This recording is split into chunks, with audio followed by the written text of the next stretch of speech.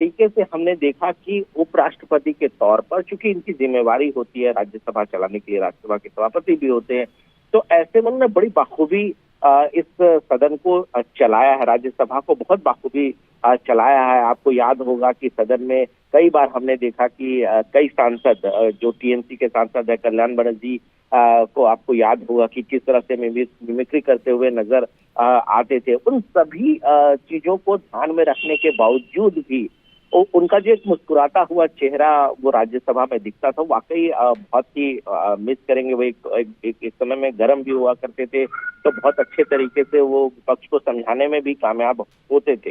जाहिर सी लेकिन बात है एक ये बात सरकार है कि सदन के अंदर जिस बात का आप जिक्र कर रहे हैं कि जो उनको सहयोग मिला या तमाम सांसदों की तरफ से जिस तरीके से उनको समय दिया जाता था बोलने के लिए, हंसी मजाक या तमाम तरह की जिस तरह की चीजें होती थी, उन सब में बड़ा अच्छा सामंजस्य जगदीप धनखड़ ने अपने अब तक के कार्यकाल में लोगों के बीच बिताया है। बिल्कुल, देखिए, जो उपराष्ट्रपति है, राज्यसभा सभापति है, उनकी जिम्मेवारी होती है। हमने वेंकैया नायडू जी को भी देखा कि किस तरीके से वो एक सामंजस्य बनाकर चलते थे सत्ता पक्ष और विपक्ष के बीच में। उसी तरीके से जगदीप धनखड़, देखिए, बहुत ही सीजन्ड लीडर के तौर पर जगदीप धनखड़ जाने जाते हैं। बहुत ही अच्छा शिक्षाविद कह सकते हैं, एजुकेशनिस्ट कहे जा सकते हैं, बहुत नॉलेजेबल। और आप सोच सकते हैं कि अगर राज्यसभा ऊपरी सदन, संसद का ऊपरी सदन में अगर कोई उस सदन को चला रहा है, तो जाहिर सी बात है कि बहुत ही मतलब एक काबिल आदमी ही वहां पर बैठकर चला सकते हैं। तो इसमें हर तरह तरीके से इनकी काबिलियत थी। जाहिर सी बात है कि ऐसा सत्र जो सरकार के लिए बहुत महत्वपूर्ण है, क्योंकि इस सत्र में ऑपरेशन सिंदूर पर चर्चा होनी है, पहलगाम जैसे मसले हैं, इसके अलावा बिहार में जो वोटर लिस्ट का मसला चल रहा है उस पर चर्चा है, विपक्ष के तेवर कड़े हैं। तो ऐसे इन सभी लेकिन के हालिया बीच जिस में तरीके से दिल्ली में तमाम बड़े नेताओं की मुलाकातें हुई, अब क्योंकि जाहिर तौर पर क्योंकि बिहार में चुनाव भी है, ऐसे में क्या लगता है आपको कि ये सारा प्रोसेस क्या इन सारी चीजों के रहते हो जाएगा? क्योंकि अभी राष्ट्रीय अध्यक्ष, प्रदेश अध्यक्ष कई राज्यों में उनके नामों का भी ऐलान होना है। ऐसे में क्या भारतीय जनता पार्टी उपराष्ट्रपति के इलेक्शन पर फोकस करेगी या बाकी चीजों पर ज्यादा फोकस करेगी? कब तक ये सारी चीजें हो सकती हैं? आपका क्या व्यू कहता है? देखिए, सरकार के पास जिम्मेवारी जरूर बढ़ गई है, क्योंकि एक तरफ जहां जिस बात का जिक्र कर रहे हैं, एक तरफ बीजेपी के राष्ट्रीय अध्यक्ष पर अभी तक फैसला नहीं हो पाया है, लगातार मंथन जारी है। कई बड़े राज्य हैं जिसमें उत्तर प्रदेश है, उस पर अभी प्रदेश अध्यक्ष प्रदेश अध्यक्ष के नाम की घोषणा नहीं हो पाई है। इसके अलावा ये भी सुगबुगाहट है कि कैबिनेट विसफल होने वाला बहुत मेजर स्तर पर। तो इन तमाम चीजों के बीच जब बहुत बड़ी जिम्मेवारी है सरकार के पास, उन उनके बीच में अगर उपराष्ट्रपति जो सेहत का हवाला देते हुए उन्होंने इस्तीफा दिया, तो एक और जिम्मेवारी आ गई है। क्योंकि देखिए, अब उप सभापति को सदन चलाना पड़ेगा और ये बड़ी जिम्मेवारी है। और उप सभापति समझिए कि एक तरह से इनका बैकअप होता है राष्ट्रपति का। जब राष्ट्रपति उपराष्ट्रपति, माफ कीजिएगा, उपराष्ट्रपति जब सदन में नहीं होते हैं, सभापति मौजूद नहीं होते हैं, तो तब क्या वो माना सदन जाए, को क्या चलाते हैं। चर्चाएं, क्योंकि अब चर्चाएं भी इसको लेकर शुरू हो जाएंगी, जाहिर तौर पर भले ही वक्त हो लेकिन चर्चाएं हो जाएंगी कि उपराष्ट्रपति कौन बनेगा, कहां से बनेगा, कैसे बनेगा। इस सब को लेकर उहापोह की स्थिति भी अब इसके बाद शुरू होने वाली है। बिल्कुल, देखिए, जाहिर सी बात है, जब इन्होंने जिस बात का जिक्र इन्होंने किया है, सेहत का हवाला दिया है, तो ऐसे में इस्तीफा, मुझे नहीं लगता कि इस्तीफा वापस करने की कोई बात कही जा सकती है। और आप देखेंगे इस्तीफे में उन्होंने प्रधानमंत्री के साथ अपने रिश्तों को, काउंसिल ऑफ मिनिस्टर के साथ अपने रिश्तों को, तमाम चीजों को उन्होंने किया है।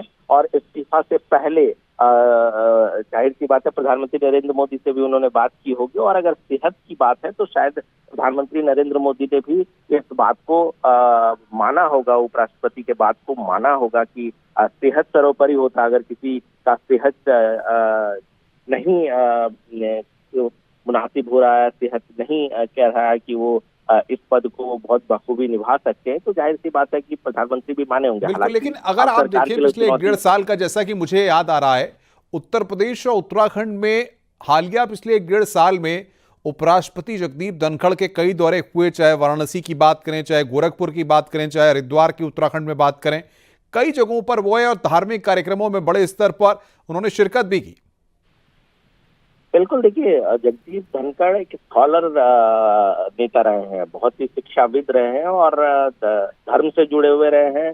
वो लगातार आप देखेंगे उत्तर प्रदेश, उत्तराखंड, राजस्थान, वेस्ट बंगाल, ये तमाम राज्यों का दौरा वो लगातार करते रहे हैं और कहीं ना कहीं शिक्षा को लेकर, अपनी धार्मिक भावनाओं को लेकर के लगातार उनका प्रवास रहा है। जब भी उन्हें मौका लगता है वो जाते हैं।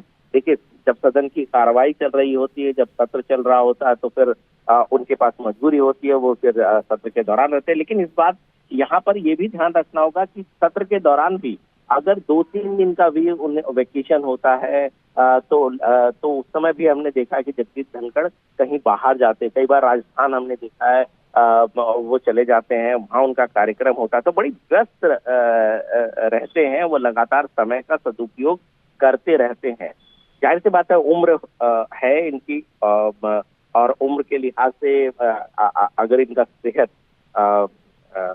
नहीं ठीक था तो इस वजह से इन्होंने क्या लगता है अब इसके बाद जगदीप धनखड़ के इस्तीफे के बाद भारतीय जनता पार्टी या एनडीए क्या प्रयोग कर सकता है? क्या क्या हो सकता है? क्या कॉम्बिनेशन बनाने की कोशिश होगी या फिर अभी इस सब पर फिलहाल चिंतन नहीं होगा?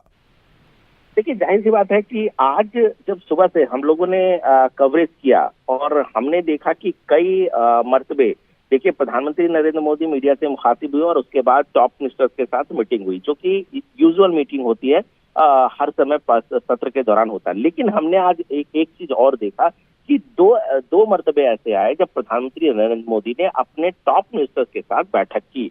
शाम को 4 बजे भी एक बड़ी बैठक हमने देखा कि उस समय सदन में हुआ।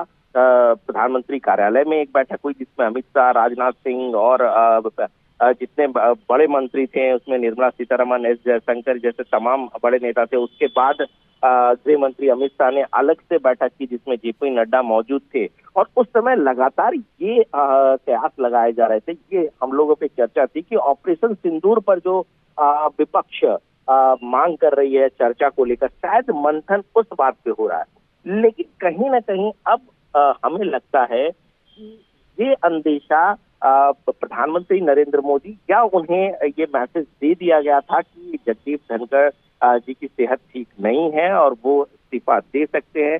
जाहिर सी बात है कि शुरुआत में वो जरूर आए थे, लेकिन शायद उनकी सेहत बिगड़ी होगी और उसके बाद इस तरह का घटनाक्रम हुआ है। तो प्रधानमंत्री नरेंद्र मोदी को यह नॉलेज हो गया था और इस वजह से ये चर्चा का दौर शुरू हुआ था। हालांकि देखिए, ये पुष्ट खबर नहीं है, लेकिन जिस तरह से लगातार बैठकों का दौर जारी रहा, जो आमतौर पर सदन के सत्र के दौरान नहीं होता है। आमतौर पर प्रधानमंत्री नरेंद्र मोदी एक बार बैठते हैं अपने टॉप मिनिस्टर के साथ या 2 बार बैठते हैं, लेकिन आज 3-3 बार ऐसी बैठक हुई। कई स्तर की बैठक हुई जिसमें एक गृह मंत्री अमित शाह के साथ भी बैठक हुई, कुछ बड़े मंत्रियों और जेपी नड्डा के साथ। तो संभावना है कि इनका अंदेशा था और इस वजह से लगातार इस बात की चर्चा जो है वो सरकार के स्तर पर हो रही थी और शाम तक देखिए ये खबर हम लोगों के पास सामने है, उनके इस्तीफे की बात सामने है। सरकार भी जानती है कि बहुत बड़ी चुनौती है सरकार के सामने, क्योंकि ऐसे वक्त में जब तमाम मसले हैं जो राज्यसभा में आएगा और उसमें चर्चा कराई जाएगी, तो ये एक बड़ी विकट स्थिति जरूर है, क्योंकि देखिए 1 महीने का सत्र है। बिल्कुल बिल्कुल, बहुत बहुत शुक्रिया आपका हमारे साथ जुड़ने के लिए और बातचीत करने के लिए।